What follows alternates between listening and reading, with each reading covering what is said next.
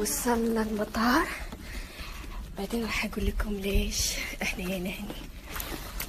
ياي ودي اشوف وجهها صراحة. عودتكم انا كل شهر اخذ ببرونات جديدة حق بنتي. اي صح ماما، دقيقة اول شيء.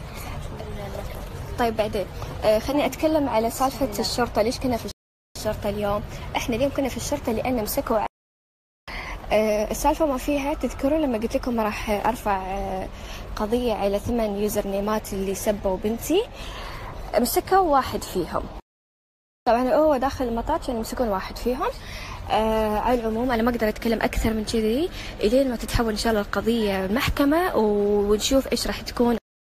فطبعا العقوبة انا ما ابي اصوره صراحه، انا كان ودي اني اصوره ويكون عبره تشوفون شلون كان يبكي ما ادري شنو. انا والله لا، انا ما كتبت، انا اخوي الصغير هو اللي كتب، انا وانا بلا بلا بلا. المهم انا ما ابي اتكلم في التفاصيل الحين قبل الوقت.